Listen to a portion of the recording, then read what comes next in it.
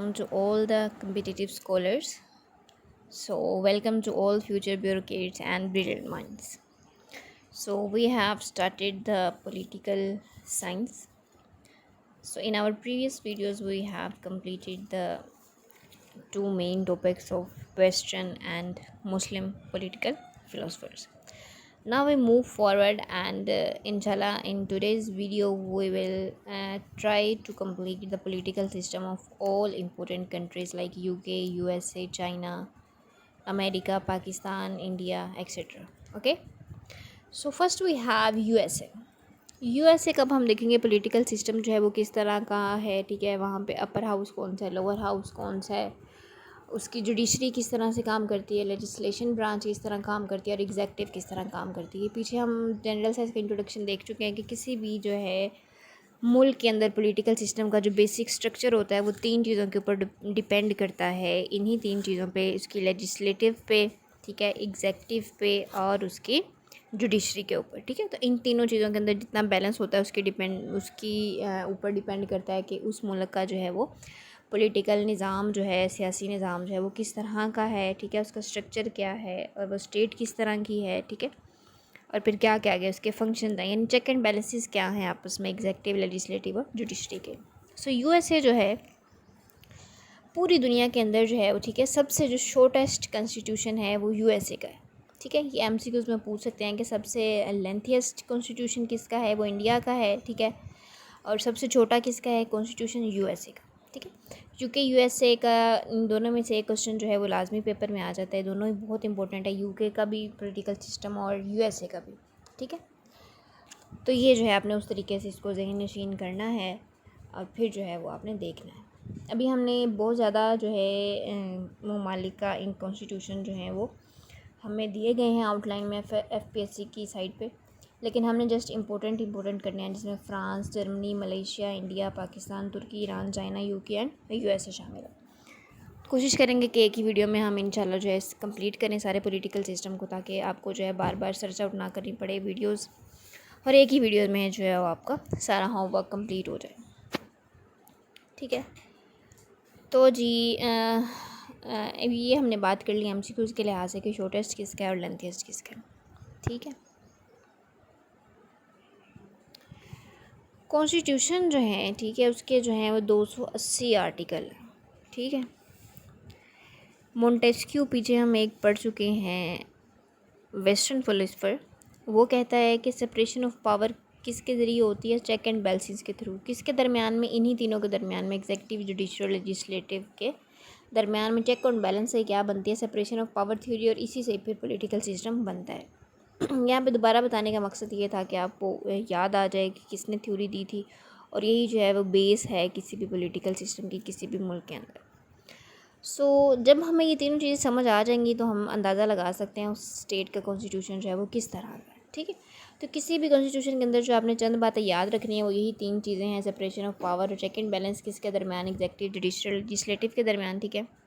Executive का क्या काम होता है, एग्जेक्टिव डिपेंड करता है कि उस मुल्क का जो एग्जेक्टिव सिस्टम है वो प्रेसिडेंशियल है या फिर पार्लियामेंट्री है, ठीक है। और जुडिशरी जो होती है उसके पास जुडिशियल पावर होती है, ठीक है। एक नीचे वाला हाउस होता है और एक ऊपर वाला हाउस होता है हर मुल्क के अंदर, आप अभी आप ये देखेंगे जुडिशरी में, ठीक है। और लेजिस्लेचर जो है वो दो तरह का होता है, या किसी मुल्क का बाई कैमरल होता है या फिर यूनिकैमरल। यूनिकैमरल वो होता है जिसके अंदर एक हाउस होता है, और बाई कैमरल वो जिसके अंदर दो हाउसेज होते हैं, ठीक है। तो ये बेसिकली जो है वो सिस्टम है पॉलिटिकल। अब क्वेश्चन किस किस तरह के आ सकते हैं यूएसए से relevant. America president, how American president elected, ठीक है, किस तरह उसको इलेक्ट किया जाता है। America political system, checks and balance work, वो किस तरह काम करता है। Senate is the moon among all, senate is most powerful upper house in the world, ठीक है। Compare between powers of British PM and American president, ठीक है। तो इन सब चीज़ों के आंसर्स के साथ अभी हम इसके आगे डिटेल देखेंगे कि प्रेसिडेंट किस तरह इलेक्ट होता है, चेक्स एंड बैलेंसेस क्या है इसकी सारी, सेपरेशन ऑफ पावर के दरमियान, और सेनेट जो है वो किस तरह अपना रोल प्ले करता है, और अमेरिकन के साथ ब्रिटिश का जो है सिस्टम वो किस तरह से रिलेट करता है। So how American president is elected, ठीक है, इस क्वेश्चन का पहले हम आंसर देखते हैं, ठीक है। अमेरिकन प्रेसिडेंट जब इलेक्ट होता है ना, उसकी कुछ करेक्टरिस्टिक्स होनी चाहिए, यानी रिक्वायरमेंट्स होनी चाहिए उसकी एलिजिबिलिटी के लिए, कि उसके अंदर क्या क्या क्राइटेरिया हो कि वो एलिजिबल है to being elected as a American president. So eligibility criteria is natural born citizen, यानी अमेरिका में ही पैदा हुआ हो, ठीक है। ये नहीं कि कहीं बाहर से आके उसने नेशनलिटी ली है, या फिर जो है वो यहाँ का परमानेंट नहीं है रिहायशी, बल्कि बाहर से कहीं से आया हुआ है, ठीक है। ये पहली शर्त है कि नेचुरल बॉर्न सिटीज़न हो। फिर दूसरा है जी मिनिमम एज 35 ईयर्स, यानी 35 हो या 35 से ज़्यादा उम्र उसकी हो। इससे कम उम्र का जो बंदा है वो प्रेसिडेंट बनने के काबिल नहीं है अमेरिका का, ठीक है। US president for last 14 years, यानी यूएस रेजिडेंट, यानी पिछले 14 साल से जो है वो अमेरिका में ही रह रहा हो। ये नहीं कि मतलब अमेरिका का शहरी तो वो है, नेचुरल बोर्न, उम्र भी उसकी 35 साल से ज़्यादा है, लेकिन ये नहीं कि कभी वो जाके फ्रांस में रहता है, कभी इटली में रहता है, कभी कहीं रहता है, कभी कहीं नहीं। बल्कि जब वो अप्लाई कर रहा है प्रेसिडेंटशिप के लिए, तो ये शर्त है कि वो पिछले 14 साल से जो है अमेरिका के अंदर ही रह रहा हो, ठीक है। और एक इम्पोर्टेंट एमसीक्यूज़ है जी, प्राइम मिनिस्टर जो है वो यूएस के अंदर कोई भी नहीं होता, ठीक है। There is no PM in US, क्योंकि यहाँ पे प्रेसिडेंशियल सिस्टम है, तो प्रेसिडेंट ही होता है, ठीक है। तो हमेशा जो है वो इनडायरेक्ट इलेक्शंस होते हैं। इनडायरेक्ट इलेक्शंस किस तरह होते हैं, ये सारा प्रोसीजर अब आपको समझा रही हूँ कि किस तरह इलेक्शन जो है वो होते हैं और प्रेसिडेंट को रखते हैं, ठीक है।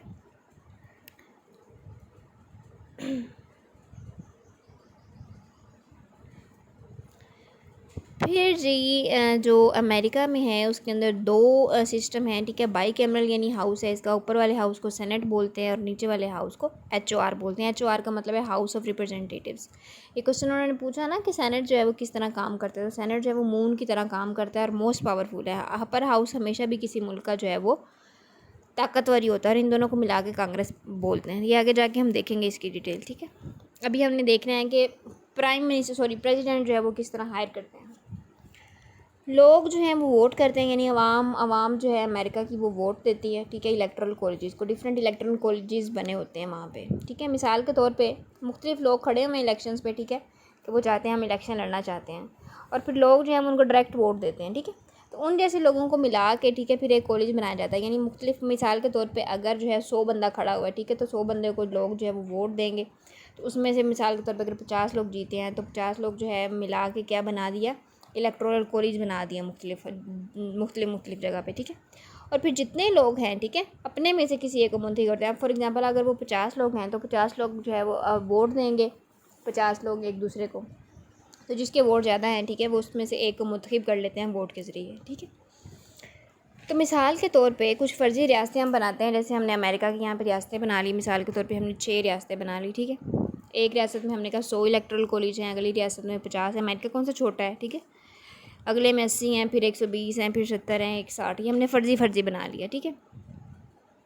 वैसे टोटल जो होती हैं अमेरिका की वो 538 सीटें होती हैं, ठीक है, 538। और जो बंदा जीतता है ना, उसकी होनी चाहिए कम अज़ कम जो है 270 वोट होने चाहिए। और 270 ये नहीं कि मुख्तलिफ जगह से मिला के, यानी जो बंदा जीत गया 270 जिसके आ गए, तो समझे जो बाकी जितने वोट ना वो भी सारे उसी के हिस्से में आएंगे। समझे 538 जो है फिर वो उसी के ही हैं, ये नहीं कि फिर वो जितने रह गए वो दूसरे के हैं, ठीक है।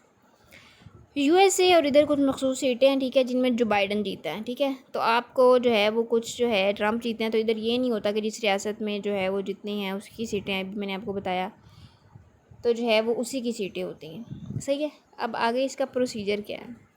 लोग जो है वो एक पॉलिटिकल पार्टी बनाते हैं, सही है। उसके अंदर बाकी जितनी भी पॉलिटिकल पार्टीज़ होती हैं, ठीक है, वो क्या करते हैं, कंसेंसस देती हैं। दूसरे नंबर पे प्राइमरीज़ आ जाती हैं। प्राइमरीज़ क्या करती हैं, बातचीत से लोगों को सामने लाते हैं कि ये उम्मीदवार हो सकता है और ये भी है जो बंदा जिस पार्टी से बिलोंग करता है।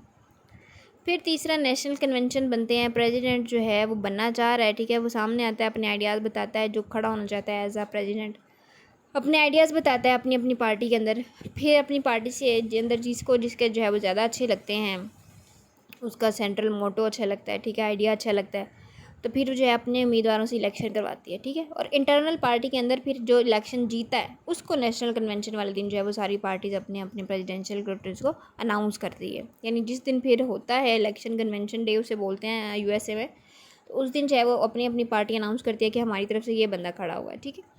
तो फिर जो है लोग उसी में से जो है अपने प्रेसिडेंट को मुंतखब कर लेते हैं। फिर जनरल इलेक्शन होते हैं और हर रियासत के अंदर टोटल जो है वो 538 सीटें बनती हैं, लोग वोट डालते हैं और फिर जो है वो प्रेसिडेंट बन जाता है। और ये भी एक बात आपने याद रखनी है कि जनवरी के अंदर हमेशा जो है यूएसए के अंदर जब भी प्रेसिडेंट बनता है वो जनवरी के अंदर हल्फ लेता है, ठीक है, जनवरी के अंदर वो लेता है अपना हल्फ कि मैं प्रेसिडेंट बन गया हूँ। ये अब फर्स्ट क्वेश्चन का आंसर हो गया, ठीक है। नेक्स्ट अब हम चलते हैं checks and rules in America कि अमेरिका के अंदर checks and rule, checks and balance किस तरह से होता है इसके तीनों जो है पॉलिटिकल ब्रांचेज उसके दरमियान, लेजिस्लेटिव, एग्जीक्यूटिव एंड जुडिशरी के दरमियान, ठीक है। इसे अपने ध्यान से समझ लेना। सबसे पहले हम देखते हैं कि लेजिस्लेटिव ब्रांच जो है पॉलिटिकल सिस्टम की यूएसए में वो किस तरह कंट्रोल करती है एग्जीक्यूटिव और जुडिशरी को, ठीक है।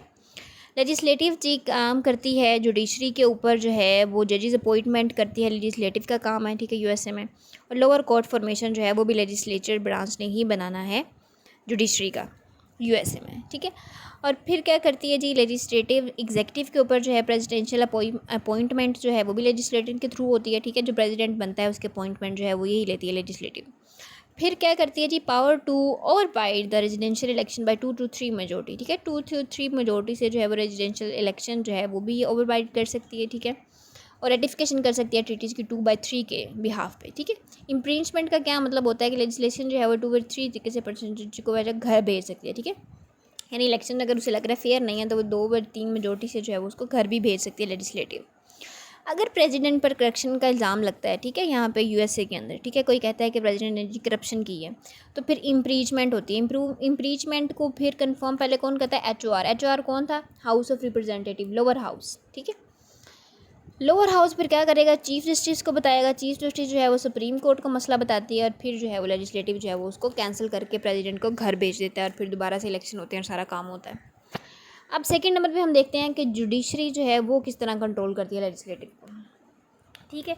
जुडिशरी ने बेसिकली क्या कर रहा है कि जुडिशियल रिव्यू देना है और अकाउंटेबिलिटी करनी है एग्जीक्यूटिव ब्रांच की भी और लेजिस्लेटिव की भी। जुडिशरी का बेसिकली ये काम, ठीक है, और जुडिशियल रिव्यू दे सकता है।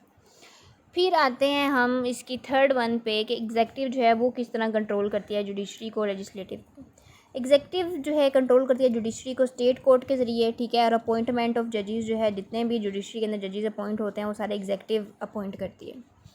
फिर एग्जीक्यूटिव लेजिस्लेटिव के ऊपर किस तरह कंट्रोल रखती है कि वीटो पावर होती है एग्जीक्यूटिव के पास, ठीक है। स्पेशलाइजेशन ऑफ पावर्स होती हैं सारी, वो भी एग्जीक्यूटिव ही देती है लेजिस्लेटिव को। और डिफरेंस जो है लेजिस्लेटिव के प्रोवाइडर का वो भी प्रोवाइड करती है। अब नेक्स्ट थर्ड क्वेश्चन हम देख लेते हैं कि वर्किंग ऑफ यूएसए गवर्नमेंट जो है वो किस तरह हो रही है, ठीक है। प्रेसिडेंशियल सिस्टम, सो एग्जीक्यूटिव अभी हमने देख लिया कि प्रेसिडेंशियल सिस्टम है क्योंकि प्रेसिडेंट ही होता है तो कोई पीएम नहीं है।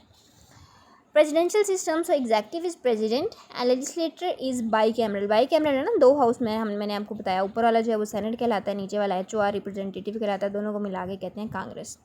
Upper house is called Senate and lower house is called Congress. Judiciary is comprised of mainly Supreme Court and so many state courts. जाहिर है बहुत ज़्यादा कोर्ट्स हैं तो फिर स्टेट कोर्ट्स तो होंगी ना। जैसे हमारे पाकिस्तान में भी आप देखें तो एक हाई कोर्ट, सुप्रीम कोर्ट है, ठीक है। फिर उसके बाद मुख्तलिफ शहरों के अंदर जो है वो हाई कोर्ट्स बनी हुई हैं, ठीक है।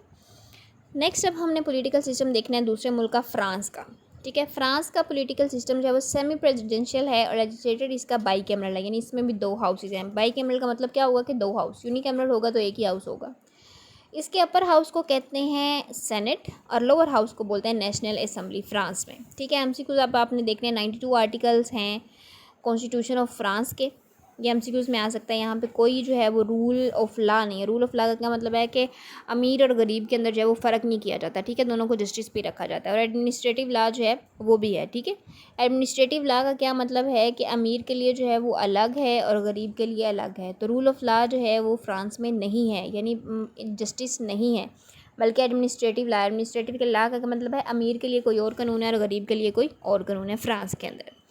There is no judicial review power, यहाँ पे जुडिशियल रिव्यू पावर भी नहीं है जी फ्रांस में, ठीक है। अब जो क्वेश्चन पेपर में आते हैं फ्रांस के रेलिवेंट वो देख लेते हैं। French president's power and what's the procedure of elected, कि फ्रेंच के प्रेसिडेंट के पास कौन कौन सी पावर्स होती हैं और इसका प्रोसीजर क्या है इलेक्ट होने का।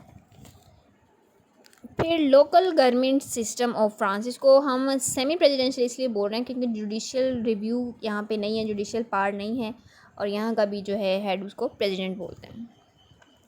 और दूसरा क्वेश्चन क्या है? Local government system of France, France का लोकल गवर्नमेंट सिस्टम बताना है हमें, तो इन दोनों को ही हमने जो है वो तैयार करना है। पहले हम देख लेते हैं इसका लोअर गवर्नमेंट सिस्टम क्या है, ठीक है, और उसके बाद फिर हम देखेंगे कि how president elected in France. Executive powers of president, ये क्वेश्चन देख आया ना कि आपने पावर्स बतानी है फ्रांस के प्रेसिडेंट की। सो एग्जेक्टिव पावर्स ऑफ प्रेसिडेंट क्या हैं कि वो अपॉइंट कर सकता है पीएम को and his cabinet, preside some councils of ministers, council of national defense, and commander and chief of army and civilization military major post opposition। ये सारे काम कौन कर सकता है? प्रेसिडेंट। फिर कॉन्स्टिट्यूशनल काउंसिल्स के अंदर वो क्या क्या काम कर सकता है? फ्रेंच कम्युनिटी बना सकता है जिसके अंदर कम्बिनेशन ऑफ स्टेट्स जो हैं वो मिलके काम करेंगी। France is following now days fifth Republic constitution, ठीक है। फ्रांस को जो है वो ये भी कहते हैं fifth Republic constitution. Ratification of treaties कर सकता है। यहाँ का प्रिजाइड जो है प्रेसिडेंट है। लेजिस्लेटिव पावर्स हैं उसके पास प्रेसिडेंट की। He can pass an ordinance, referendum दे सकता है। डिसोल्यूशन ऑफ नेशनल असेंबली वो भी प्रेसिडेंट कर सकता है। Extra ordinary sessions of parliament, वो जब चाहे सेशंस बुला सकता है पार्लियामेंट के, उसके अंदर जितने मेंबर हैं वो लाजमी होगी उनकी शमूलियत। जुडिशल पावर्स हैं, पार्डन ग्रांट हो रही है, ठीक है। नॉमिनेट जजेस है। पीछे हमने देखा ना कि जुडिशल रिव्यू की पावर किसके पास होती है? जुडिशरी के पास, लेकिन यहाँ पे किसके पास है? प्रेसिडेंट के पास है। इसीलिए ये एक सेमी प्रेसिडेंशियल जो है वो कंट्री है फ्रांस। जुडिशल पावर्स भी सारी इसी के पास हैं फ्रांस के प्रेसिडेंट के पास। पार्डन ग्रांट कर सकता है, नॉमिनेट जजेस कर सकता है और ओथ भी ले सकता है, ठीक है, उनसे हेल्प ले सकता है। एक्स्ट्रा ऑर्डिनरी पावर्स कौन कौन सी हैं कि एमरजेंसी रूल कोई लगा सकता है, यानी कोई एमरजेंसी आ गई है तो वो इस काबिल है कि वो कोई भी रूल जो है वो अप्लाई कर सकता है। डिक्लेरेशन ऑफ वार, अगर जंग करनी है तो वो भी प्रेसिडेंट ही अनाउंस करेगा। अब हमें इसका दूसरा हिस्सा देखना है कि जी हाउ प्रेसिडेंट इलेक्टेड, फ्रांस के अंदर किस तरह रखते हैं प्रेसिडेंट को। जो इलेक्टेड बंदे बैठे हैं नेशनल असेंबली और सेनेट में, ठीक है, इसके भी दो हाउस है ना, बाई कैमरल है, नेशनल असेंबली और सेनेट। सेनेट ऊपर वाला और नेशनल असेंबली नीचे वाला। तो उसके अंदर जो है वो 500 बंदे हैं, ठीक है। तो वो जो पहले से इलेक्ट हुए हैं यानी जिन्होंने असेंबली बनाई हुई है 500 की, ठीक है, वो नॉमिनेट करते हैं और जो भी खड़ा होना चाहता है उसको कम अज़ कम जो है वो 500 बंदे नॉमिनेट करें तो फिर जो है वो नॉमिनेट होगा। फॉर एग्जांपल कि 3 बंदे अगर सिलेक्ट हो गए, ठीक है, हमने उनको फर्जी नाम दे दिए ABC, ठीक है, 500 बंदे ने उनके लिए वोट दिए ABC। तो फिर ये लोग जो है वो अपनी अपनी कंपेन करते हैं कि मुझे वोट दें, मेरा ये आइडिया है, ठीक है। तो फिर जब इलेक्शन होते हैं तो फिर नेशनल असेंबली और सेनेट के जितने भी बंदे हैं, लोअर हाउस के अपर हाउस के, वो सारे क्या करते हैं? वोट देते हैं इन तीनों में से किसी एक को। यानी 3 बंदे खड़े हो गए ना, तो 500 बंदा फॉर एग्जांपल अगर असेंबली का है तो वो 500 बंदा अपनी मर्ज़ी से वोट देगा इन तीनों में से, लेकिन एक को ही वोट देना, चाहे A को दे दें, B को दे दें, C को दे दें, जिसे भी दे दें, ठीक है। तो फॉर एग्जांपल अगर A ने 40% वोट लिए हैं, ठीक है, और B ने 30% लिए हैं और C ने 30% लिए हैं, लेकिन इस केस में जो है वो राउंड 2 होगा, क्योंकि फ्रांस के अंदर जीतने वाले बंदे के पास कम अज़ कम जो है वो 50% वोट होने चाहिए, फिर ही वो इलेक्ट होगा। हालांकि यहाँ पे A ने 40% लिए ना, इन दोनों से ज़्यादा हैं B और C से, लेकिन राउंड 2 होगा, दोबारा से इलेक्शन होंगे, ठीक है, क्योंकि बाकी दोनों के इक्वल है ना, 30-30, तो फिर दोबारा होगा तीनों का ही, ठीक है। तो फिर जो टॉप जो है, अगर फॉर एग्जांपल यहाँ पे हो जाता 40-35 और फिर दूसरा जो है वो 25 रह जाता है, ठीक है, तो फिर 35 और 40 वाले के दरमियान जो दोबारा इलेक्शन होते हैं राउंड 2, और फिर उसमें से जो बंदा जीतता वो फिर क्या बन जाता?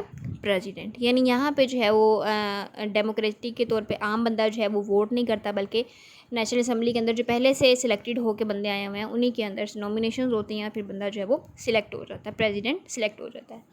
अब इसका नेक्स्ट क्वेश्चन था लोकल गवर्नमेंट की। लोकल गवर्नमेंट किस तरह काम करती है फ्रांस की, उसे हमने देखना है।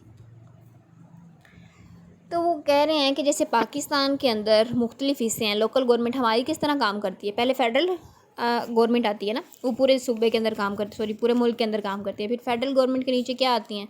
मुख्तलिफ सूबों के अंदर आती है ना हुकूमत, पंजाब हुकूमत, सिंध हुकूमत, KPK, ये सारी। फिर उसके बाद पंजाब से भी अगर नीचे आएँ तो फिर हर शहर का जो है मुख्तलिफ DC AC और सारा जो है वो हर शहर का अलग-अलग MNA MP ये वगैरह होते हैं, ठीक है।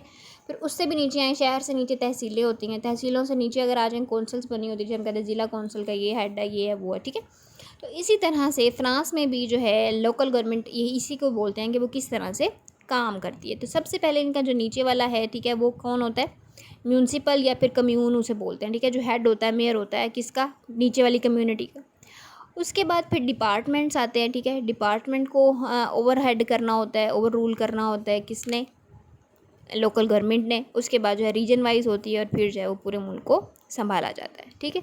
तो इसमें से वो कह रहे हैं कि 100 सीटें होती हैं डिपार्टमेंट्स के अंदर, ठीक है। तो डिपार्टमेंट के अंदर वो कह रहे हैं 96% जो है वो मेट्रोपॉलिटन सिटीज़ शामिल हैं और 4% जो है वो ओवरसी जो है वो इसमें शामिल है।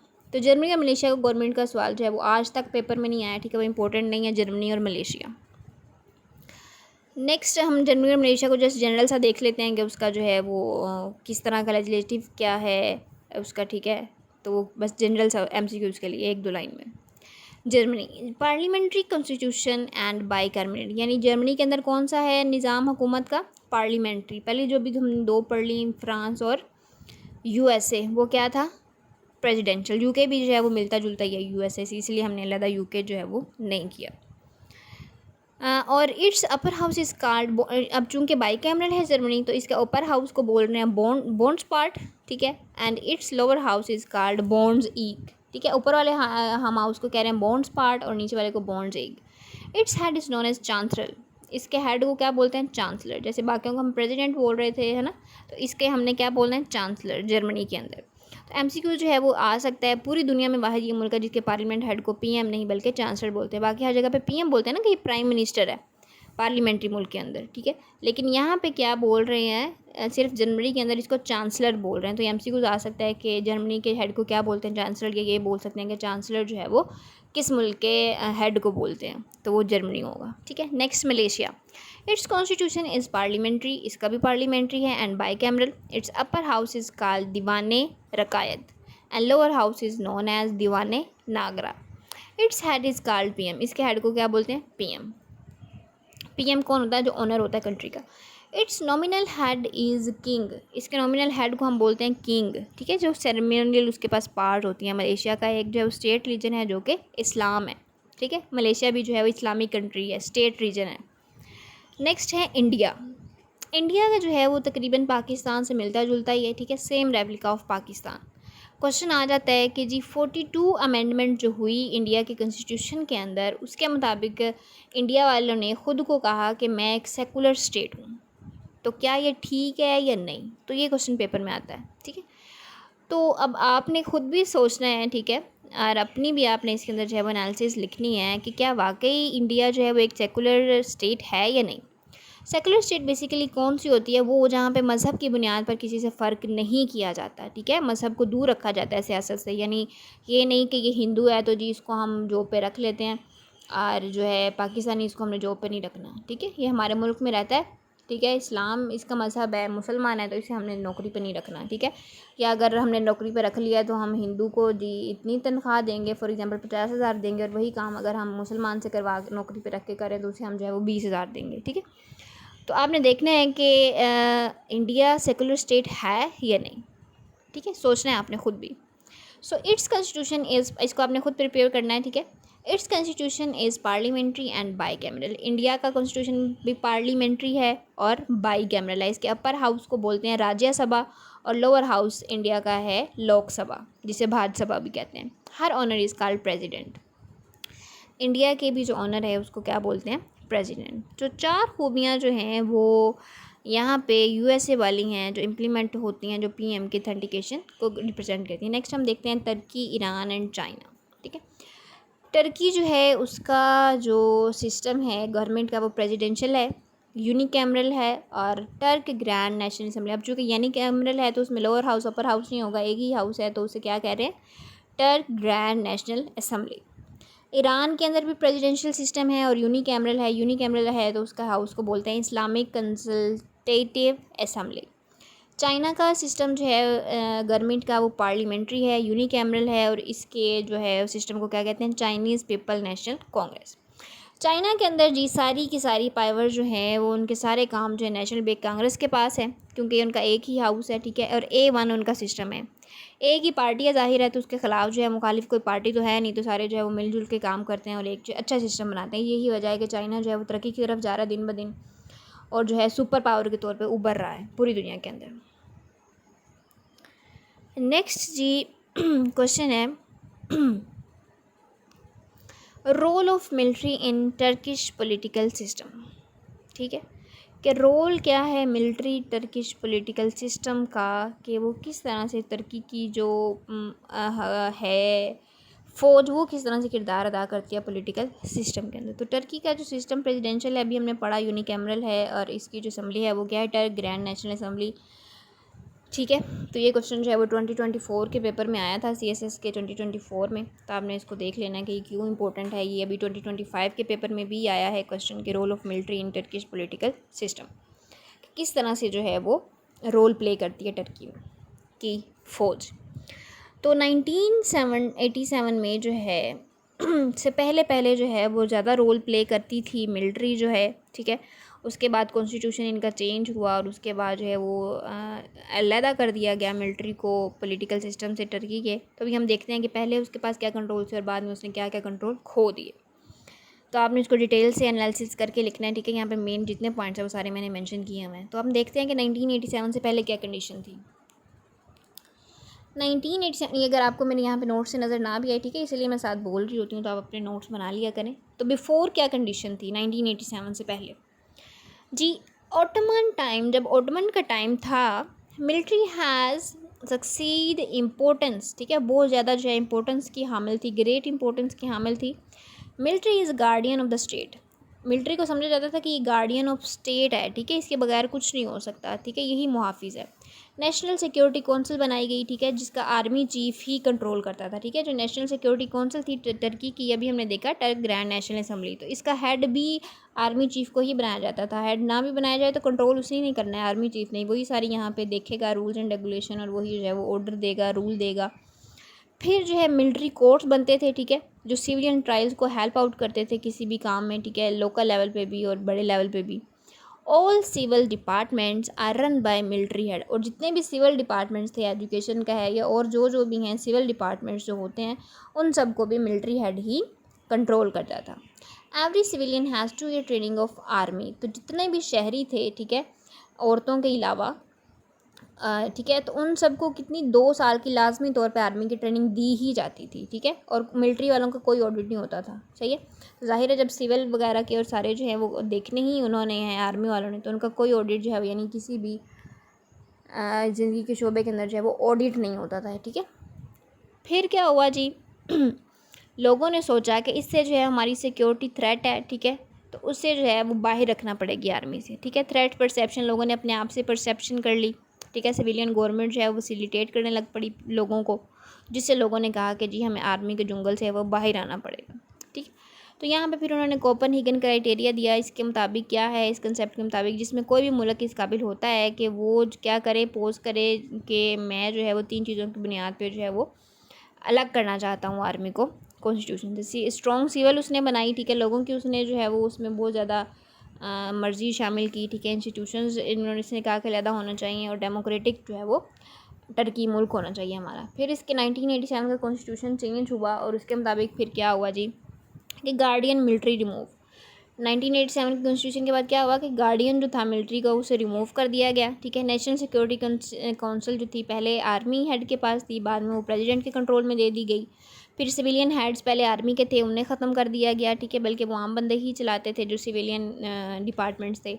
फिर क्या हुआ, मिलिट्री कोर्ट का हेड जो था वो ट्रायल सिविलियन देता था ना, फिर वो भी ख़त्म कर दिया गया। प्रेसिडेंशियल सिस्टम आ गया, ठीक है, आर्मी सिस्टम की बजाय प्रेसिडेंशियल सिस्टम आ गया। मिलिट्री ऑडिट्स होने लगे, पहले नहीं होते थे, ठीक है। कंपलसरी ट्रेनिंग जो है थी जो 2 साल की, वो भी ख़त्म कर दी गई, ठीक है। अपनी मर्ज़ी है जो करना चाहे जो ना करना चाहे। फिर military comes in civilian government, और मिलिट्री भी जो है वो सिविलियन गवर्नमेंट के अंडर आ गई। तो ये बेसिकली रोल था मिलिट्री का टर्किश पॉलिटिकल सिस्टम के अंदर। तो ये आपने सारा लिखना है कि 1987 से पहले क्या हालत थी, फिर किस तरह से कॉन्स्टिट्यूशन बना, क्या क्या उसके पीछे जो थी फोर्सेस थी, और फिर 1987 के बाद क्या क्या जो है वो changings I.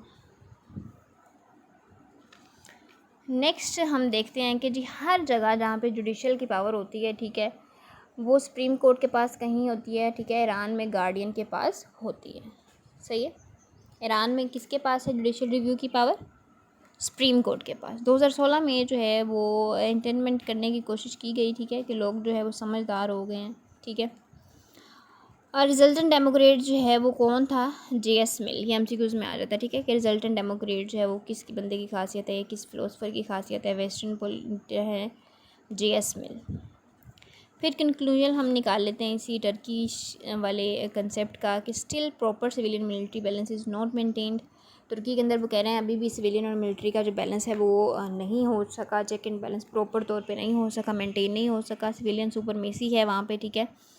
Some deviation still exists there. If we want proper civilian military equation should balance and civilian supremacy, then democrat notion will be nurtured. ठीक है, अगर वहाँ पे डेमोक्रेसी होगी तभी ये जो है वो टर्की जो है बैलेंस में आएगा, उसकी फ़ौज भी और लोग भी, थ्रू पार्टिसिपेटिव पॉलिटिकल सर्विसेज। ठीक है, तो ये तभी हो सकता है जब लोगों को अपने हकूक़ फ़राइज़ का मुकम्मल पता होगा और आर्मी भी जो है वो अपना जो वो रोल प्ले करे जिसके लिए आर्मी होती है, तो फिर ये जो है ये बैलेंस में आएगा।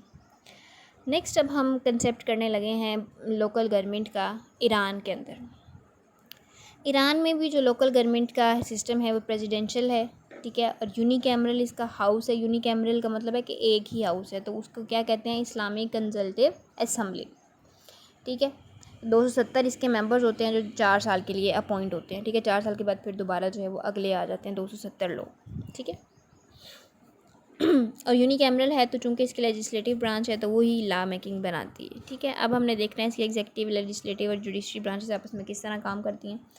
एग्जेक्टिव जो है, ठीक है, पीपल असेंबली जो है उसके 290 लोग होते हैं पार्लियामेंट के। ठीक है, जो कि स्कॉलर्स होते हैं बहुत ज़्यादा। लेजिस्लेटिव का क्या काम है, इस्लामिक नेशनल असेंबली बनाना। ठीक है, उसके 270 मेंबर है। अभी हमने पढ़ा कि वो 4 साल के लिए आते हैं। ठीक है, 4 साल के बाद चेंज हो जाते हैं और प्रेसिडेंट वही बनता है जिसको जीसी जो है वो मुंतखब करती है। ठीक है, ये किसी को भी हायर कर सकती है। जीसी कौन है, यहाँ पे गार्डियंस कौंसल है। गार्डियन कौंसल इन तीनों से ऊपर होती है, एग्जेक्टिव, लेजिस्लेटिव और जुडिशरी ईरान के अंदर। जुडिशरी का क्या काम है कि असम्बली ऑफ जो है स्क्रिप्ट देता है, जजेस को देखता है। ठीक है, और पीपल की जो है इलेक्शन को देखता है। तो यहाँ पे एक सुप्रीम लीडर भी होता है। आपने देखा है कि अभी ईरान के अंदर जंग चल रही थी 2025 के अंदर, ईरान और इसराइल के दरमियान, तो वहाँ का जो है सुप्रीम लीडर आपको पता है कि कौन है। ठीक है, आपने बताना है कमेंट में कि वो कौन है, गैस दे देती हूँ, खुमैनी साहब। ठीक है, तो ग्रैंड जो काउंसिल है उसके 12 मेंबर्स होते हैं जो 6 साल के लिए आते हैं। ठीक है, और जो सुप्रीम लीडर होता है वो भी जो है मजहबी स्कॉलर होता है, बहुत ज़्यादा उसने एजुकेशन हासिल की होती है इस्लाम के अकॉर्डिंग, और ये भी जो है वो 6 साल के लिए आता है। ठीक है, सुप्रीम लॉ जो है इसका ईरान का जो बेसिक प्रिंसिपल है वो क्या है कि supreme law is sharia law. वो कहता है कि सबसे जो बड़ा कानून है वो कौन सा है, शरीयत का कानून है। एग्जेक्टिव देखता है headed by president and it's cabinet इस डायरेक्ट इलेक्शन के थ्रू आते हैं। कितने साल के लिए, 4 साल के लिए। ठीक है, तो सब लोग जो है वो एक्टर होते हैं, सुप्रीम लीडर जो है वो डायरेक्टर है, यानी सब लोगों ने वही काम करना है जो सुप्रीम लीडर कहेगा, चाहे वो गार्डियंस काउंसिल है, चाहे एग्जेक्टिव है, लेजिस्लेटिव है या फिर जुडिशरी है। ठीक है, तो यहाँ पे एक आपने लाइन लिख लेनी है कि सब लोग एक्टर की तरह रिएक्ट कर रहे हैं जबकि सुप्रीम लीडर डायरेक्टर है, जो उनको डायरेक्शंस मिल रही हैं उन्हीं पे एक्ट करना है सभी लोगों ने। सबसे ऊपर इनका जो है सुप्रीम लीडर है। ठीक है, ज़रूरी है कि लीडर जो है वो फ़िका जाफरिया, ठीक है, मुजतहिद हो। ठीक है, मुजतहिद उसे बोलते हैं जो बहुत ज़्यादा जो है उसके पास नॉलेज होती है। ठीक है, फ़िका का उसने तमीम हासिल की होती है, मजहबी स्कॉलर होता है, या फिर डायरेक्टली जो है वो इलेक्ट हो जाता है लोगों की वोटिंग से, या फिर असम्बली ऑफ एक्सपर्ट जो है वो सिंपल मेजोरिटी से इलेक्ट कर लेती है अपने सुप्रीम लीडर को। असम्बली ऑफ एक्सपर्ट जो है वो एक सुपरवाइजरी एक्सपर्ट असम्बली है, इसके बाद बहुत ज़्यादा पावर्स होती हैं। ठीक है, इसके भी टोटल जो है वो कितने मेंबर्स हैं, 88, जो कि 8 साल के लिए मुंतखब होते हैं। बाकी सब कुछ 4-4 साल के लिए, और मजहबी स्कॉलर 6 साल के लिए, गार्डियन काउंसिल भी 6 साल के लिए। ठीक है, इसके 12 मेंबर्स होते हैं। लेकिन ये जो है असम्बली ऑफ एक्सपर्ट्स ये 8 साल के लिए इलेक्ट होते हैं। 88 लोग होते हैं, इसमें 88 लोगों से ऊपर ये एक्सपर्ट क्या करते हैं, ठीक है, यही जो है फिर इलेक्ट करते हैं 88 लोग किसको, सुप्रीम लीडर को। सुप्रीम लीडर जो होता है फिर ये पूरी ज़िंदगी के लिए बनता है। ठीक है, हमेशा हमेशा के लिए ही रहता है, यानी ईरान के अंदर जो भी है वही रहेगा, बस जब वो मरेगा ना, ठीक है, तो फिर जो है वो अगला आएगा। असम्बली ऑफ एक्सपर्ट जो है वो दोबारा से जो उसके जजेस होंगे 88, उसी में से जो है वो किसी को सिलेक्ट कर लेंगी। ठीक है, Iran is a bureaucratic state. ठीक है, डिक्टेटरशिप है वहाँ पे बहुत ज़्यादा, इसीलिए डिक्टेटरशिप है ना कि वहाँ पे सुप्रीम लीडर की सुनी जाएगी। नेक्स्ट हमारे पास है चाइना। चाइना का जो सिस्टम है गवर्नमेंट का वो यूनिकैमरल है। चाइनाज नेशनल पीपल कांग्रेस, इसके 3000 लोग होते हैं। ठीक है, क्लेम टू बी पार्लियामेंट्री, लेकिन जो है प्रेसिडेंशियल। ठीक है, लेकिन चाइना कहता है मैं हूँ कौन, पार्लियामेंट्री हूँ। 138 आर्टिकल्स हैं इनकी कॉन्स्टिट्यूशन के, 5 साल के लिए होती है इनकी चाइनाज नेशनल पीपल कांग्रेस, यानी 3000 लोग जो हैं वो 5 साल के लिए इलेक्ट होते हैं। बाद 5 साल के बाद जो दोबारा खुद ही सिलेक्ट कर लेते हैं।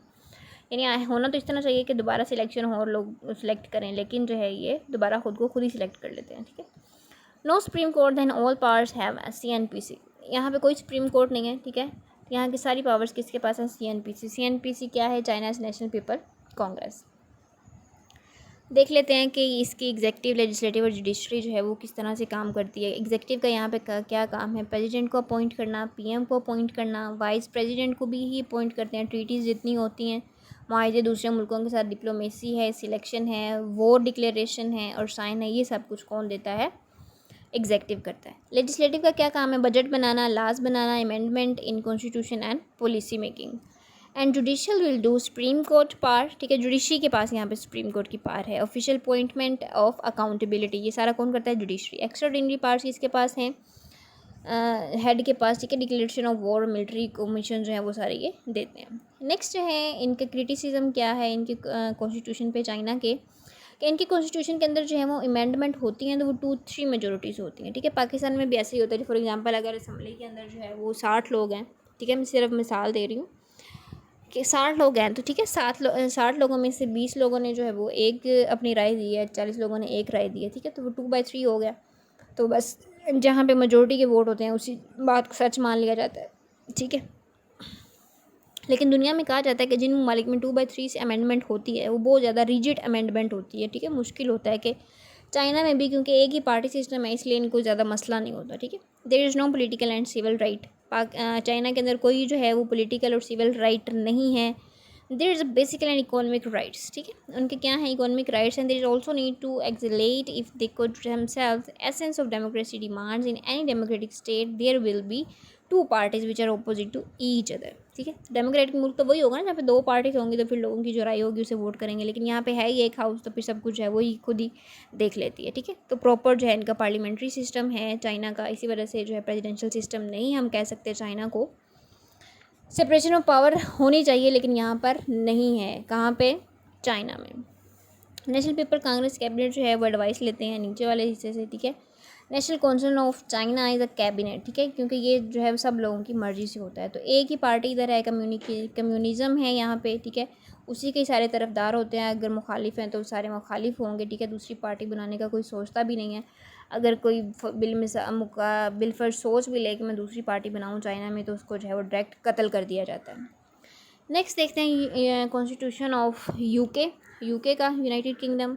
जनरल फीचर इसके देखते हैं। 92% of constitution is not in written form, यानी जो 92% हिस्सा है यूके के कॉन्स्टिट्यूशन का वो रिटन फॉर्म में नहीं है, यानी है तो सही लेकिन रिटन फॉर्म में नहीं है। और जो डॉक्यूमेंटेड है फॉर्म इसकी जो है वो पार्लियामेंट्री लॉ कहलाता है। अब हमने देखना है कि ला जो है वो कौन होता है? वही होता है जो रिटन फॉर्म में मौजूद होता है। जो रिटन फॉर्म में मौजूद नहीं होता हम उसको ला नहीं कह सकते, ठीक है। फिर हम उसको क्या कहते हैं? 92% हिस्सा जो रिटन फॉर्म में नहीं है उसे हम कहेंगे पॉलिटिकल कस्टम, यानी कस्टम के नाम से उसे कहेंगे, ला नहीं कहेंगे, ठीक है। तो पाकिस्तान में या फिर किसी भी रियासत में 2 तरह के ला होते हैं, ठीक है, जो कि ऑर्डिनरी ला या फिर सिविल ला कहलाता है, ठीक है। जैसे पाकिस्तान के अंदर जो है 2016 में साइबर ला बना, ठीक है। और दूसरा ला जो होता है कॉन्स्टिट्यूशनल ला होता है। कॉन्स्टिट्यूशनल ला जैसे कि केपी को फाटा के साथ मर्ज कर दिया गया, ठीक है। यानी ऑर्डिनरी ला वो है जो छोटे पैमाने पर बनाया जा सकते हैं। जैसे 2016 में साइबर ला जो है इंट्रोड्यूस कराया गया। और जैसे ये कॉन्स्टिट्यूशन ला होता है जो कॉन्स्टिट्यूशन के अंदर चेंजिंग करके बनाई जाती है बड़े पैमाने पे। जैसे केपी को फाटा के साथ जो है वो मर्ज कर दिया गया। फाटा के अंदर पहले मुख्तलिफ मुल्क आते हैं, जैसे इस्लामाबाद भी फाटा का हिस्सा है, ऐसे ही केपी को भी जो है वो फाटा के साथ मर्ज कर दिया गया। तो किसी भी मुल्क के जो है वो 2 ही ला होते हैं, ठीक है। UK has no constitution a body of written rules, तो यूके के पास नहीं है कॉन्स्टिट्यूशन रिटन फॉर्म में 92%, through which we run administration of state, so it's called constitutional convention, तो इसे बोलते हैं कॉन्स्टिट्यूशनल कन्वेंशन, यानी रिटन फॉर्म में नहीं है। सो 12 से 15 में ये रूल पास हुआ यूके के अंदर कि किंग जो है वो सभी ला के अंडर होगा, उससे जो है जितनी भी रियासतें होंगी, ठीक है, वो उससे रिहा नहीं होगा, बल्कि उस पर भी सारी इंप्लीमेंटेशन होगी जितने रूल यूके के अंदर हैं। तो कस्टम पर जो है वो कोर्ट सज़ा भी नहीं दे सकता, बस ला पर ही सज़ा होती है, यानी जो बंदा रूल तोड़ता है, ला तोड़ता है, उसी को सज़ा होगी ना। लेकिन जब वो रिटन फॉर्म में है ही नहीं तो वो कस्टम कहलाता है यूके में। तो अगर वो कोई बंदा कस्टम तोड़ेगा तो फिर उस पर उसको कोई सज़ा नहीं होती यूके में। तो इसलिए इनका जो है कॉन्स्टिट्यूशन फ्लेक्सिबल भी है, क्योंकि ज़ाहिर है रिटन फॉर्म में नहीं है तो अपनी मर्ज़ी से उसके अंदर जो है वो चेंजिंग्स हो सकती हैं, फ्लेक्सिबिलिटी जो है वो बहुत ज़्यादा है। Parliament of UK is by cameral, so very easy amendment भी जो है वो बहुत आसानी से हो सकती है, ठीक है। लोअर हाउस इसका कहलाता है हाउस ऑफ कॉमन्स और अपर हाउस कहलाता है house of lords, HOL and HOC। आप इतनी इसको ज़हन में रखना है क्योंकि आगे हम जो इतनी बात करेंगे HOC और HOL के अकॉर्डिंग बात करेंगे। और इनके ऊपर जो होता है, इनका हेड होता है, वो क्वीन कहलाती है, ठीक है। क्वीन और प्रेसिडेंट दो मुख्तलिफ चीज़ें हैं, लेकिन HOC को जो देखती है वो क्वीन कहलाती है, ठीक है। यूके में जब भी कोई बिल पास हो रहा होता है ना, ठीक है, चाहे वो ऑर्डिनरी बिल है, ठीक है, जिसे हमने कहा कि ये क्या है, ऑर्डिनरी लॉ या सिविल लॉ है या फिर कॉन्स्टिट्यूशन लॉ है, तो वो क्या होता है, HOL की मेजोरिटी ने पास करना होता है 51% की रेशो से, 2/3 रेशो की परसेंट, ठीक है। लेकिन 50 हो गया ना, 100% मिला गया, लेकिन 51 जिसमें आ गया, बस समझें कि वही मेजोरिटी है और वही जो है सारा काम करेगी। और HOL के पास इतनी अथॉरिटी नहीं है, ठीक है, कि वो HOC से कोई लॉ पास कराए, ठीक है। HOC जो है उसको ना माने, इसलिए ये क्या है, लचकदार है। पाकिस्तान सेनेट और नेशनल असम्बली के अंदर, पाकिस्तान में क्या है, अपर लोअर हाउस सेनेट है और अपर हाउस कौन सा है, नेशनल असम्बली। दोनों मेजोरिटी नहीं पास करने होते हैं, ठीक है। लॉ ऑर्डिनरी को पाकिस्तान में अगर कॉन्स्टिट्यूशन में तब्दील करना हो, ठीक है, अगर हम चाहते हैं कि हम किसी सिविल लॉ को ऑर्डिनरी लॉ को कॉन्स्टिट्यूशन लॉ में चेंज करें, तो फिर नेशनल असम्बली ने 67% वोट देने होते हैं और सेनेट ने भी 67% ही देने होते हैं। अगर ये पास होगी दोनों से, तो फिर जो है वो उसमें चेंजिंग होगी, अदरवाइज चेंजिंग नहीं होगी। तो जी HOC जो है यूके का हाउस ऑफ कॉमन्स, वो क्या करता है, कैबिनेट बनाती है, ठीक है। वोट ऑफ नो कॉन्फिडेंस दे सकती है, ठीक है, अगर कोई उसके खिलाफ जो है वो काम करे। और PM को जो है वो घर भी भेज सकते हैं। कैबिनेट बेसिकली क्या है, PM का घर है, ठीक है। तो HOL और HOC मिल के पार्लियामेंट बनाते हैं। HOL ने क्या करना है, 51% वोटिंग देनी ना, अभी हमने पढ़ा, ठीक है। बनाया भी उन्होंने ही और जिम्मेदार भी वही है कि जो कुछ हो रहा है, क्वीन इनको जो है वो ओवरलुक करती है। नेक्स्ट, यूनिटी सिस्टम क्या है। सेंट्रल गवर्नमेंट जो है वो डेमोक्रेसी के ऊपर काम करती है, ठीक है, फॉरेन पॉलिसी के according.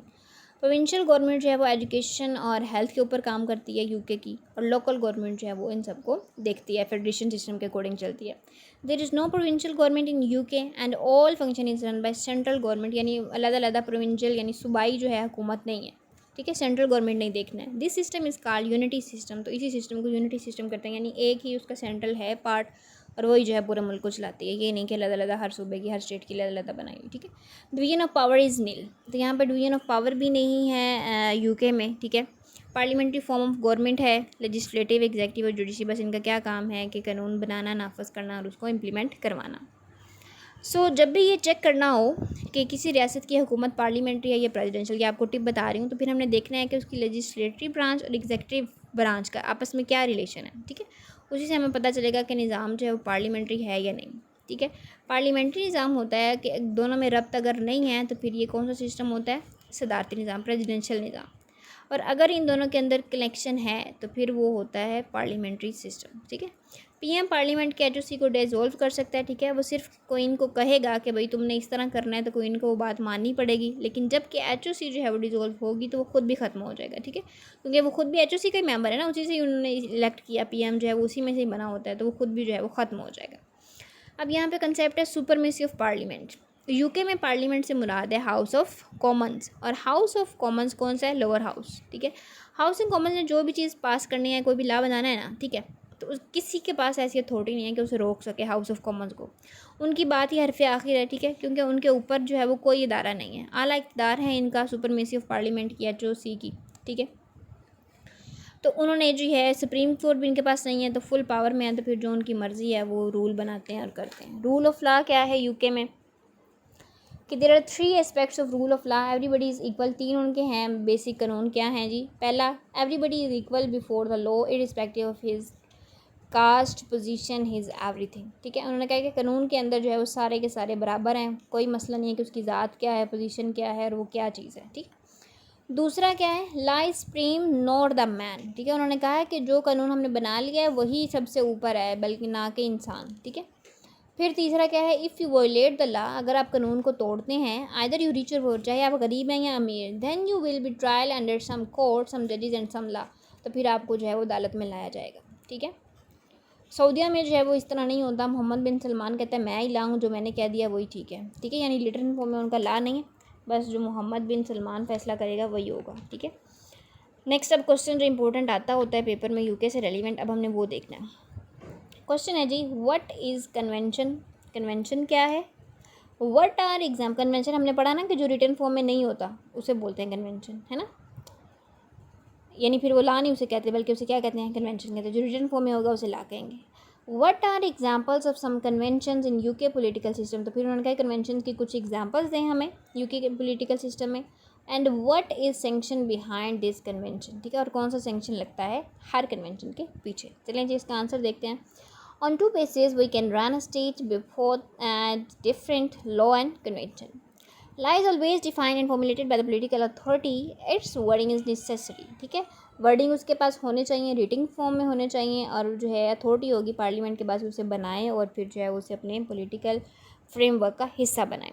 Law is study of the system, अब यहाँ पे लॉ की डेफिनेशन दे मेंशन है। Law is study of the system rules that a particular country or a community recognizes as regulating the actions of its members. Law is implemented by the executive, which passed by parliament. Law is also interpret the law when two peoples arguing to each other. अब convention में क्या difference है law में convention के साथ? Convention is an unwritten understanding about how something in parliament should be done, which though not legally enforceable is almost universally observed, ठीक है। No parliament can form the convention, nobody can interpret the convention, ठीक है। कोई ज़बरदस्ती आपसे नहीं मनवा सकता, जाहिर है कि वो ला नहीं है तो अब वो आप पे ज़बरदस्ती नहीं है कि आप उसको माने ही मानेंगे, ठीक है। तो जब भी आप कोई कानून तोड़ते हैं ना तो आपको सज़ा मिलती है, लेकिन कन्वेंशन तोड़ने पर आपको कोई भी सज़ा नहीं मिलती है, आपको कोई बंदा इवन के टच भी नहीं कर सकता कि आपने जो है कन्वेंशन तोड़ी है, ठीक है। और लॉ और कन्वेंशन के ज़रिए ही जो है वो कोई भी रियासत चलती है। It's a habit which can last for long time and becomes law, but actually it's not exactly law because it's not fulfil two criteria law, ठीक है। उन्होंने कहा कि कोई इस तरह की कन्वेंशन हैं जो लंबे अरसे तक चलती रहती हैं, ठीक है, तो वो लोग उससे यूज़ टू हो जाते हैं कि यानी वो फिर वही कहते हैं, वही करना पसंद करते हैं जो कन्वेंशन होती है, तो फिर वो कुछ अरसे के बाद रूल बन जाता है। लेकिन हम उसे ट्रू रूल नहीं कहेंगे, क्यों? क्योंकि ये क्राइटेरिया ऑफ लॉ पे नहीं आता, क्योंकि इसे पार्लियामेंट ने पास नहीं किया है, ठीक है, किसी अथॉरिटी ने नहीं दिया और ना ही ये रिटन फॉर्म में है, तो रहेगी तो ये कन्वेंशन है, ठीक है। तो इसको तोड़ने पर आपको कोई भी बंदा सज़ा नहीं दे सकता। एग्जाम्पल्स जो थी इसी क्वेश्चन का सेकंड पार्ट था कि एग्जाम्पल्स बताएं कुछ कन्वेंशंस की, तो अब हम उन्हें वन बाय वन देखते हैं, कोई 2-3 एग्जाम्पल्स, ठीक है। पहली है conventions related to queen. Queen से रिलेटेड जो है वो कौन कौन सी कन्वेंशन, अभी हमने पढ़ा ना कि क्वीन कौन होती है, जो HOC और HOL के ऊपर होती है queen. To appoint prime minister from HOC से ही बनता है हमेशा प्राइम मिनिस्टर यूके में, ये बात याद रखनी है, ठीक है। तो इसको अपॉइंट कौन करती है? Queen. Mainly there are 2 parties in UK, one is conservative party and second is labour party, ठीक है। उन्होंने कहा यूके में 2 पार्टीज हैं जी, लेबर पार्टी और conservative. Whenever election elected after 5 years, 5 साल के बाद जब भी इलेक्शन होते हैं, when result announce at afternoon, then the winning party's head is invited by the queen for appointing him as a PM, ठीक है। तो क्वीन क्या करती है, उसी शाम को फिर बुलाती है जो बंदा जीत गया उसकी पार्टी से, ठीक है, बुलाने के लिए कि जी ये जो है वो PM बन गया, ठीक है, to appoint majority party leader. Next जो है जी to give to every bill passed by parliament, यानी कि जो भी बिल पास हो रहा है पार्लियामेंट के ज़रिए, अथॉरिटी के ज़रिए, उसे किसने एडजस्ट करना है, असेस करना है? क्वीन ने एडजस्ट करना है, ठीक है। To act on the advice of PM and his cabinet, ठीक है।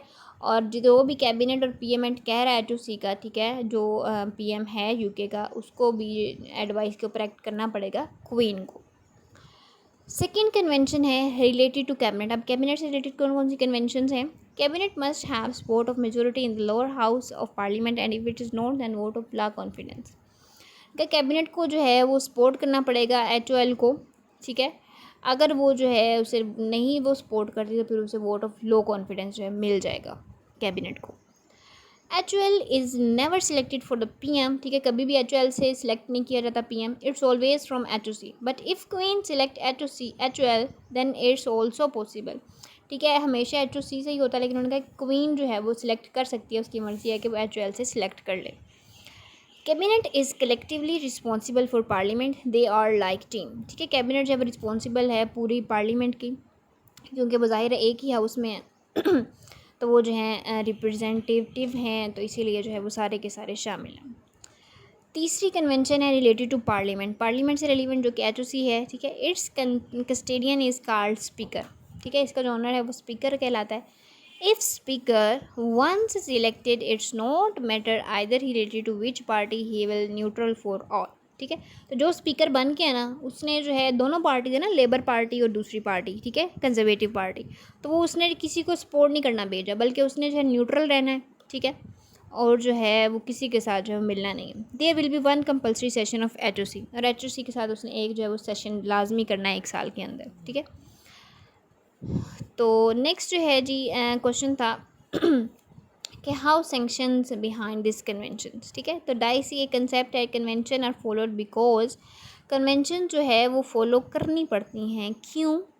क्योंकि अगर जो है वो हम बार बार कन्वेंशन तोड़ते रहेंगे तो फिर हम इस पर भी आदी हो जाएंगे कि हम ला भी तोड़ दें। तो जाहिर है जब हम बार बार कन्वेंशन तोड़ेंगे, ला तोड़ेंगे, तो लोग तो हमें देख रहे हैं कि हम लोग क्या कर रहे हैं। पूरा साल 5 साल के अरसे के तौर पर जितनी भी हमारी हुकूमत आई है, तो लोग जो है वो देखेंगे कि ये बंदा तो जी तोड़ता रहता है, कन्वेंशंस तोड़ता है, ला तोड़ता है, तो हम जो है नेक्स्ट टाइम जो है वो इसे सिलेक्ट नहीं करेंगे। तो फिर उस बंदे को अपनी क्रेडिबिलिटी बनाने के लिए जो है वो कन्वेंशन को भी फॉलो करना पड़ता है और ला को तो फॉलो करना ही होता है, ठीक है। मिसाल के तौर पर पार्लियामेंट ने अगर एक सेशन करना है, ठीक है, और अगर वो नहीं करता तो किसी तरह बजट बनाएंगे और सारे इदारे जो है वो कैसे चलेंगे, ठीक है, और सारा सिस्टम जो है वो तबाह बर्बाद हो जाएगा। जैसे ये कन्वेंशन है ना कि 1 साल में एक दफ़ा जो है वो उसने बुलाना ही बुलाना है HOC के सारे मेंबर्स को सेशन करने के लिए पार्लियामेंट में।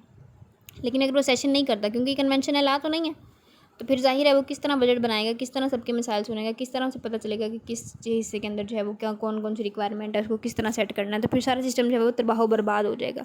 हालांकि इसकी कोई सज़ा नहीं है, लेकिन सिस्टम जो है वो तबाह हो जाएगा, ठीक है। 5 साल बाद दोबारा जब बजट बनाने की ज़रूरत होगी तो फिर जो है वो बस ऐसे काम ख़राब होता रहेगा, ठीक है। लोवेल क्या कंसेप्ट है? Conventions are followed because people wanted to follow convention, ठीक है। लोग चाहते हैं कि वो फॉलो करें कन्वेंशन को।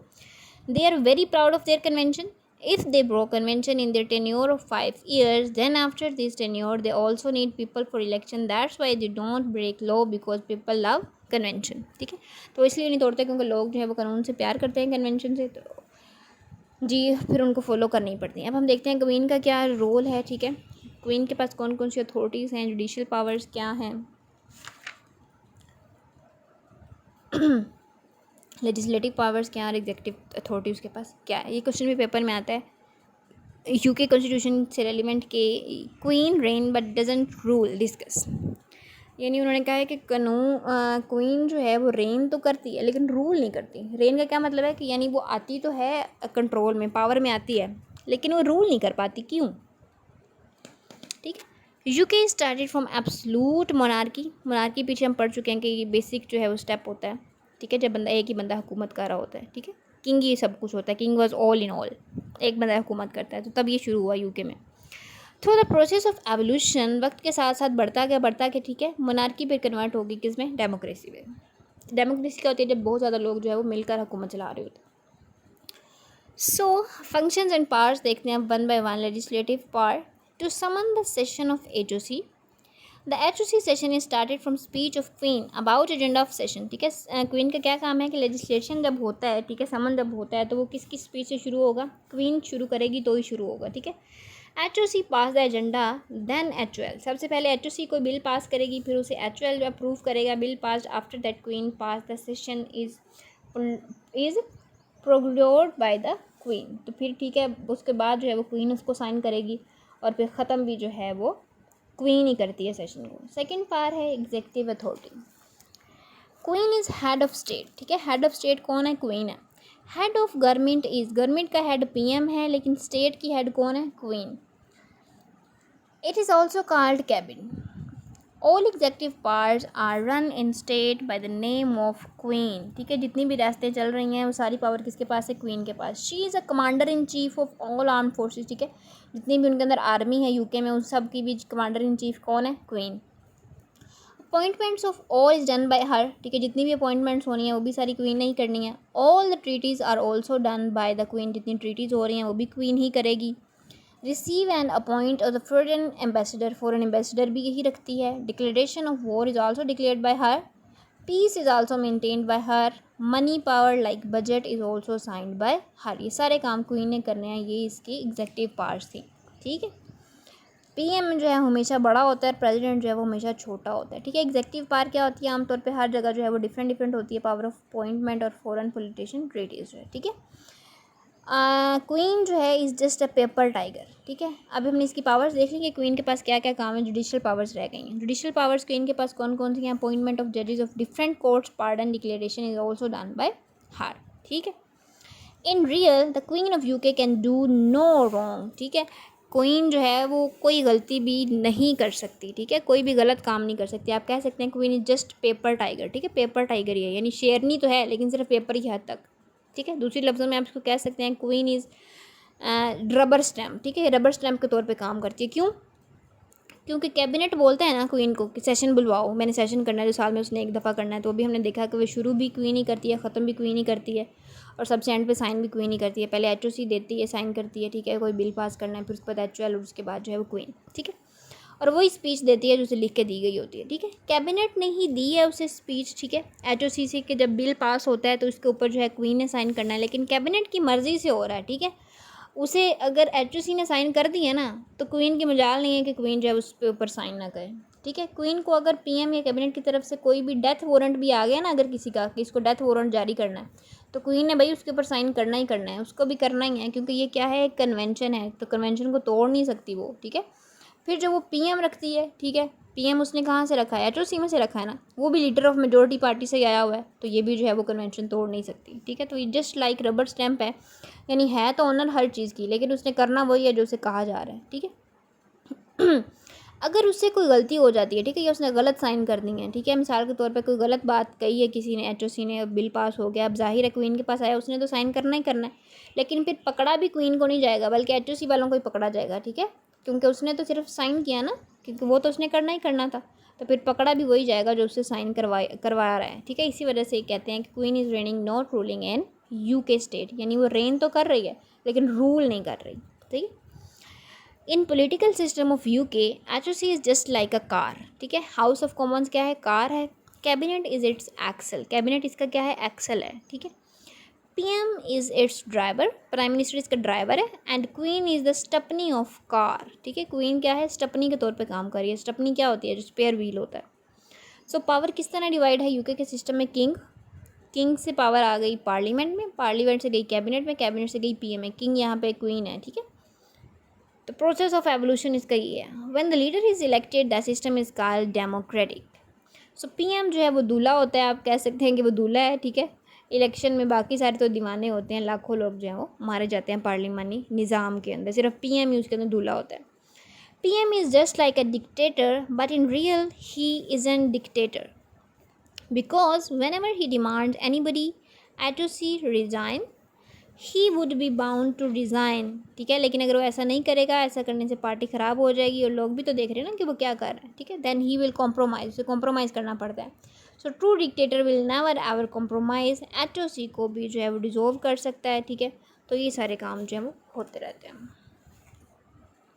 नेक्स्ट हम देखते हैं कांग्रेस हाउस को, ठीक है। कांग्रेस हाउस जो है वो, जब 7 आर्टिकल्स वाला कॉन्स्टिट्यूशन पास हुआ, ठीक है, तो 13 रियासतें थी अमेरिका की। अब हमें कांग्रेस हाउस देख रहे हैं अमेरिका में, हमने पढ़ा था ना कि इसके हाउस ऑफ लोअर हाउस और अपर हाउस को मिला के जो टोटल बनता है उसे हम कहते हैं कांग्रेस है अमेरिका में, ठीक है। This interpretation is change bye supreme court, supreme court ने चेंज कर दिया क्या, कि जब उसने कहा कि रियासतें कितनी थी 13, 7 आर्टिकल कॉन्स्टिट्यूशन में अमेरिका के, हमने पढ़ा ना कि सबसे छोटा है कॉन्स्टिट्यूशन अमेरिका का, पहले 7 था, 7 आर्टिकल्स थे, ठीक है, और उसके मुताबिक 13 रियासतें थी, लेकिन अब कितनी हो गई हैं, 37 हो गई हैं, ठीक है। और यहाँ की जो सेंट्रल गवर्नमेंट है वो बहुत ज़्यादा पावरफुल है, ठीक है, स्टेट गवर्नमेंट के मुकाबले में। सुप्रीम कोर्ट यहाँ पे सबसे ज़्यादा जो है वो मजबूत है अमेरिका में, लेकिन जो है वो इसके 8 आर्टिकल हैं, ठीक है, जो गवर्नमेंट सब इम्प्लीमेंट करवाती है। पहले इसके 7 थे, अब कितने आर्टिकल्स हैं, 8। दुनिया की जितनी इज़्ज़त मिली है जुडिशरी को, ठीक है, इसी बंदे ने दिलवाई है, जॉन मार्शल ने। ये कहता है power of communication belongs to central government. Central government जो है वो पावरफुल होगी तो ही तो भी है जो वो कंट्री जो है वो तरक्की पजीर होगा, तरक्की याफ्ता होगा। जैसे USA है, तो USA के अंदर सेंट्रल पावर जो है, सेंट्रल गवर्नमेंट जो है वो बहुत ज़्यादा पावरफुल है। Critical examine the power of supreme court. अगर क्वेश्चन पेपर में आता है कि जी क्रिटिकल एग्जामाइन करें सुप्रीम कोर्ट के पावर को, तो हम इसको देखेंगे जी कि ये जो है एग्जेक्टिव, ठीक है, लेजिस्लेटिव जो है वो एग्जेक्टिव को रोकता है, ठीक है, तो इसे हम कहते हैं जुडिशियल पावर, सही है। तो ये जो है क्रिटिकल रिव्यू कौन देता है, इस पर सुप्रीम कोर्ट ही देती है। तो अगर हम देखें क्रिटिसिज्म सुप्रीम कोर्ट पे, तो इसमें क्या है जी, कांग्रेस के अकॉर्डिंग कांग्रेस में क्या है जी, 535 बंदे होते हैं और 100 सेंटर हैं, ठीक है, जबकि जो है वो 435 बंदे किस में होते हैं, HOC में। सब लोग जो है वो डायरेक्ट इलेक्ट होते हैं लोगों से, उनको पता होता है कि लोगों के क्या क्या मिसाइल हैं, क्योंकि वो लोअर लेवल से आ रहे हैं, ठीक है। तो उन्होंने लोगों ने खुद ही मुंतखब करना है, ठीक है, कि आओ और ला बनाओ। जब ये ला बनाते हैं तो वहाँ एक और बंदा बैठा होता है, वो इलेक्ट करते हैं। लेकिन 9 जो जजेस हैं सुप्रीम कोर्ट के, वो किसी चीज़ को रद्द कर देते हैं, तो ये अनडेमोक्रेटिक है, ठीक है। यानी जुडिशियल रिव्यू इज़ अनडेमोक्रेटिक, ठीक है। फिर जुडिशियल रिव्यू जो है वो कैसा होना चाहिए? Decision making process of supreme court is faculty. Supreme court के टोटल 9 मेंबर्स हैं मिसाल के तौर पे, ठीक है। तो 535 लोग जो हैं उन्होंने क्या किया, कांग्रेस में उन्होंने क्या किया, कोई लॉ पास किया और प्रेसिडेंट ने भी जो है पास कर दिया। लेकिन जुडिशियल रिव्यू कर लिया सुप्रीम कोर्ट ने, ठीक। तो वो क्या करेगी, 9 में से मेजोरिटी ने जो फैसला बनाया ना, तो वही चीज़ सच मान जाएगी। यानी 9 लोग हैं तो 9 लोगों में से जिन्होंने 5 की तरफ वोट कर दिया तो वही चीज़ ठीक मानी जाएगी, ठीक है। इसलिए कहते हैं कि एक बंदे की गलती से सब कुछ बेड़ा गर्क हो जाता है, क्योंकि 9 लोग हैं ना, तो अगर चार ने एक तरफ वोट किया, 4 ने एक तरफ वोट कर दिया, ठीक है, बाकी एक ही बंदा बचा ना जिसकी तरफ फैसला होगा, तो वही बंदा जो फिर या तो वो सही फैसला कर देगा या फिर गलत फैसला कर देगा, ठीक है। कांग्रेस ने कोई लॉ पास किया, ठीक है, हर बंदा बट जो है वो एग्जेक्टिव ऑर्डर नहीं पास किया, तो क्या हो गया, अनकॉन्स्टिट्यूशनल भी नहीं है और ह्यूमन फंडामेंटल राइट्स को भी जो है उसने वोलेट नहीं कर रहा। लेकिन सुप्रीम कोर्ट की जो है वो इसकी अकल नहीं मान रही, तो वो नल वोट कर देगा, ठीक है, और कह देगा कि पॉलिटिकल बाइनरीनेस जो है वो इसमें साबित हो गई है। सुप्रीम कोर्ट के जजेस जो है रिटायरमेंट की उनकी कोई उम्र नहीं है, ठीक है। यानी वो उनकी कोई उम्र नहीं है कि वो 40 साल की उम्र में रिटायर होंगे, 50 में, 60 में, कितने होंगे, बस वो तभी रिटायर होंगे जब मर जाएंगे, ठीक है। जब इजराइल उनको खुद उठाने आएगा, ठीक है, तभी वो जान छोड़ेंगे सुप्रीम कोर्ट की, वैसे वो किसी सूरत में जान नहीं छोड़ने वाले, ठीक है। बूढ़े लोगों की जो है वो सोच भी आपको पता है कंजर्वेटिव होती है, और वो कंजर्वेशन को भी जो है प्रमोट करते हैं और उसके अकॉर्डिंग जो है वो फैसला करते हैं। कंक्लूजन क्या है, in long run supreme court is hero not villain, ठीक है। अगर ये बीच में ना हो तो पता नहीं प्रेसिडेंट रजिस्ट्री जो है वो क्या क्या करते फिर हैं। तो चीफ जस्टिस जो है वो अगर मर गया, ठीक है, तो नया जो है अपॉइंट होगा, बाकी की प्रमोशन जो है वो नहीं होगी। चीफ जस्टिस जो है वो कोई जॉन शख्स भी हो सकता है, ठीक है। यानी 9 थे ना, तो 9 में से अगर एक मर गया, ठीक है, तो नया उसमें से किसी को प्रमोशन नहीं होगी, बल्कि एक नया चीफ जस्टिस रखेंगे, ठीक है। वो कोई जॉन शख्स भी हो सकता है यूएसए के अंदर। अब हम अगर पाकिस्तान के अकॉर्डिंग बात करें, ठीक है, तो 5 साल के लिए हमारा प्रेसिडेंट जो है वो इनडायरेक्टली इलेक्ट होता है, आपको पता ही है। मेंबर्स ऑफ नेशनल असेंबली और सेनेट जो हैं इसके हमारे हाउस ऑफ अपर हाउस और लोअर हाउस, नेशनल असेंबली और सेनेट जो हैं, साथ ही मेंबर्स जो हैं प्रोविजनल असेंबली के लोग भी मिलकर प्रेसिडेंट जो है वो वोट करते हैं। 5 साल के लिए एक बार जो है वो इलेक्ट होता है। तो हमारे प्रेसिडेंट के भी वही फंक्शन होते हैं जो यूके की क्वीन के हैं, ठीक है। हमारे मुल्क के अंदर भी प्रेसिडेंट का वही काम ही है, बाकी सारा काम तो प्राइम मिनिस्टर कर रहा होता है ना, आपको पता ही है। जितने ज़्यादा फैसले वगैरह सब कुछ होते हैं वो पीएम ही देख रहा होता है हर जगह पे। आपको कहीं पे भी न्यूज़ वगैरह में भी आएगा या कहीं पे भी आएगा तो आपको ज़्यादातर वज़ीर आज़म ही देखने को मिलता है, सदर कम ही देखने को मिलता है, ठीक है। क्यों? क्योंकि हमारे भी मुल्क के अंदर जो है प्रेसिडेंट है उसकी वही हैसियत है जो यूके में क्वीन की है। इंडिया का भी जो है हेड ऑफ़ स्टेट, अगर हम इंडिया को रिलेट करें, इंडिया का भी हेड ऑफ़ स्टेट जो है प्रेसिडेंट ही होता है। इसका भी सारा निज़ाम जो है इलेक्ट जो होने का वही निज़ाम है जो हमारा है, ठीक है। 29 स्टेट असम्बली उनकी, और पार्लियामेंट के लोग जो वोट देकर सिलेक्ट करते हैं। ये भी 5 साल के लिए होते हैं, जैसे हमारे 5 साल के होते हैं पाकिस्तान में। इसके भी पावर फंक्शंस वही हैं जो क्वीन के होते हैं यूके के अंदर, इंडिया में, ठीक है। नेक्स्ट है पाकिस्तान का पार्लियामेंट हाउस है वो बाई कैमरल है, जिसमें एक अपर हाउस और दूसरा लोअर हाउस है। यूके के हाउस और लोअर के 1000 बंदे होते हैं, उनको इंडायरेक्ट क्वीन ही सिलेक्ट करती है। लेकिन यहाँ पे जो है ज़्यादातर क्वीन अपने रिश्तेदारों को जो है वो इलेक्ट कर लेती है। पाकिस्तान के अपर हाउस को सेनेट कहते हैं और लोअर हाउस को नेशनल असम्बली कहते हैं। पाकिस्तान के सेनेट के अंदर 104 लोग होते हैं, ठीक है। उसमें से 1/2 मेंबर्स 3 साल बाद रिटायर हो जाते हैं और फिर नए आते हैं, ठीक है। 3 साल बाद जो है वो रिटायर हो जाते हैं, 2 साल बाद फिर नए बंदे आ जाते हैं सेनेट में। और सेनेट जो है वो 6 साल के लिए इलेक्ट होता है, ठीक है। 504 में से 502। हर सूबे के जो है 30 जो है वो सेनेटर होते हैं, 4 फाटा के होते हैं। पाकिस्तान में सारे लॉ जो है वो सेनेट ही पास करता है, सिर्फ बजट जो है वो नेशनल असम्बली पास करती है। चाइना एनपीसी कंसेप्ट क्या है? एनपीसी क्या है? नेशनल पीपल कांग्रेस, ये पीछे भी हम पढ़ चुके हैं, क्योंकि यूनिकैमरल है तो उसका एक ही हाउस है। उसका अब हम कंसेप्ट जो है वो थोड़ा डिटेल से देख सकते हैं चाइना का, ठीक है। चाइना में डिक्टेटरशिप स्ट्रॉन्ग है कम्युनिज्म की। क्यों? क्योंकि वहाँ पे एक ही पार्टी है, ठीक है, कोई उसकी मुखालफत नहीं है, ठीक है। डेमोक्रेसी ज़ीरो है और वो लोगों के ऊपर जो है वो बहुत ज़्यादा काम कर रही है, तो इसी वजह से जो है स्ट्रॉन्ग डिक्टेटरशिप है। एक ही पार्टी है, ठीक है। उसका फ़ायदा भी है कि पॉलिसीज़ के अंदर कंटिन्यूटी रहती है, यानी वो जो बिल एक दफ़ा पास हो गया वो आगे आगे चलता रहता है। लेकिन जिन मुल्कों के अंदर जो इस तरह नहीं होता, वो क्या करते हैं, एक हुकूमत आती है वो अपना बिल पास कर देती है, अगली हुकूमत आती है वो उसका ख़त्म करके अपना शुरू कर देती है। जैसे पाकिस्तान के अंदर है, ठीक है, एक हुकूमत आ गई है, फॉर एग्जाम्पल इमरान खान की, उसने अपना कोई प्रोजेक्ट शुरू किया है। 5 साल की हुकूमत होती है ना, तो फॉर एग्जांपल अगर वो 5 साल के अंदर पूरा नहीं हो सका काम, ठीक है, तो वो होना तो ये चाहिए कि जब अगली हुकूमत आई वो पूरा हो, ठीक है, क्योंकि वो लोगों के फलाह बहबूद के लिए होता है ना, लेकिन ऐसा नहीं होता, ठीक है। अगली हुकूमत आई, उसने उसके काम को ख़त्म कर देना है और अपना कोई नया मनसूबा शुरू कर देना है, ठीक है। तो मिसाल के तौर पर ना कोई कंटिन्यूटी रहती है और ना ही कोई प्रोग्रेस हो पाती है, ठीक है। तो चाइना में ऐसा नहीं है, लेकिन दुनिया जो है वो चाइना को बता रही है कि अगर आप क्लेम कर रहे हो कि पीपल्स रिपब्लिक डेमोक्रेसी है, ठीक है, तो कम अज़ कम जो है 2 पार्टीज़ तो होनी चाहिए, ठीक है। दूसरी अपोजिशन में जाए और दूसरी जो है वो इनके मुखालिफ रहे, लेकिन चाइना दुनिया को कहता है कि दूसरी पार्टी से चाइना जो है वो तकसीम हो जाएगा और हमने ऐसा नहीं होने देना। ये पार्टी जो है बार बार यही रहेगी, यही पावर में रहेगी और यही जो है हुकूमत करेगी। Your government is accepted by people in 2 ways, ठीक है। चाइना कहता है कि 2 तरह से आपकी हुकूमत जो है वो मकबूल होती है, या डेमोक्रेसी के ज़रिए या एफिशिएंसी के ज़रिए। बाकी सारे मुल्कों के अंदर तकरीबन डेमोक्रेसी है, लेकिन चाइना में नहीं है। लेकिन चाइना के अंदर एफिशिएंसी बहुत ज़्यादा है। तो ये 2 तरीके हैं, या तो डेमोक्रेसी हो या फिर एफिशिएंसी हो।